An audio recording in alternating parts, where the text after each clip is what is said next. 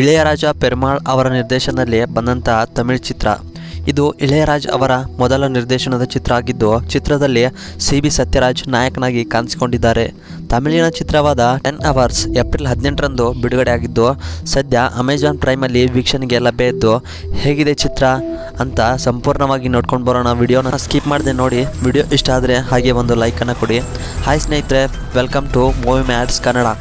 10 Hours ಚಿತ್ರ ಇದೊಂದು ತಮಿಳಿನ ಥ್ರಿಲ್ಲರ್ ಡ್ರಾಮಾ ಆಗಿದ್ದು, ನಾಯಕನಾಗಿ CB ಸತ್ಯರಾಜ್ ಅವರು ಕ್ಯಾಸ್ಟ್ರೋ ಅನ್ನೋ ತನಿಖೆಯನ್ನು ಮಾಡೋ ಪೊಲೀಸ್ ಇನ್ಸ್ಪೆಕ್ಟರ್ ಪಾತ್ರದಲ್ಲಿ ಕಾಣಿಸಿಕೊಂಡಿದ್ದಾರೆ.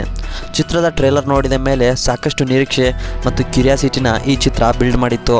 ಇನ್ನು ಚಿತ್ರದ ಕತೆ ಬಗ್ಗೆ ನೋಡೋದಾದರೆ, ಚಿತ್ರವು ಒಂದು ಹುಡುಗಿ ಕಿಡ್ನಾಪ್ ಕೇಸ್ನಿಂದ ಪ್ರಾರಂಭವಾಗಿ ಬಸ್ನಲ್ಲಿ ಒಬ್ಬ ಯುವಕನ ಕೊಲೆ ಸಂಭವಿಸಿದಾಗ ಇನ್ಸ್ಪೆಕ್ಟರ್ ಅವರ ಬಗ್ಗೆ ತನಿಖೆ ಮಾಡುವುದು ಮತ್ತು ಈ ಕಿಡ್ನಾಪ್ ಮತ್ತು ಕೊಲೆಯ ನಡುವೆ ಸಂಬಂಧ ಇದೆಯಾ ಎಂದು ತನಿಖೆ ಮಾಡುವುದೇ ಕಥೆಯ ಕೇಂದ್ರ ಬಿಂದುವಾಗಿದೆ. ಚಿತ್ರವು ಒಂದೊಳ್ಳೆ ಕಾನ್ಸೆಪ್ಟ್ ಹೊಂದಿದೆ. ಪೊಲೀಸ್ ಪಾತ್ರದಲ್ಲಿ CB ಸತ್ಯರಾಜ್ ಅವರು ಚೆನ್ನಾಗಿ ಕಾಣಿಸ್ಕೊಂಡಿದ್ದಾರೆ. ಇನ್ನು ಚಿತ್ರ ಬರೀ ಒಂದು ರಾತ್ರಿಯಲ್ಲಿ ನಡೆಯುವಂಥ ಸ್ಟೋರಿ ಲೈನ್ ಹೊಂದಿದ್ದು, ಅದಕ್ಕೆ ಹೊಂದುವಂಥ ಸೀನ್ಗಳನ್ನು ಕ್ರಿಯೇಟ್ ಮಾಡಿದ್ದಾರೆ ಅಂತ ಹೇಳ್ಬೋದು.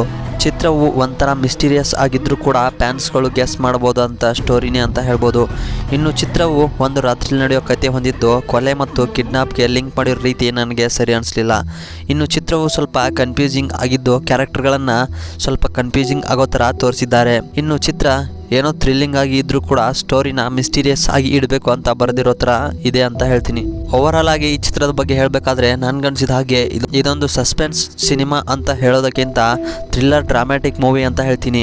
ಈ ಚಿತ್ರ ನನಗೆ ಬಿಲೋ ಎವರೇಜ್ ಚಿತ್ರ ಅಂತ ಅನಿಸುತ್ತೆ. ಆದರೂ ಸಸ್ಪೆನ್ಸ್ ಚಿತ್ರ ಇಷ್ಟಪಡೋರು ಒಂದ್ಸಲ ವೀಕ್ಷಣೆ ಮಾಡ್ಬೋದು ಅಂತ ಹೇಳ್ತಾ ವಿಡಿಯೋನ ಮುಗಿಸ್ತಾ ಇದ್ದೀನಿ ಸ್ನೇಹಿತರೆ. ಮತ್ತು ಮುಂದಿನ ವಿಡಿಯೋದಲ್ಲಿ ಒಂದೊಳ್ಳೆ ಮೂವಿನ ನಿಮ್ಮ ಮುಂದೆ ತೊಗೊಂಡು ಬರ್ತೀನಿ. ಧನ್ಯವಾದಗಳು.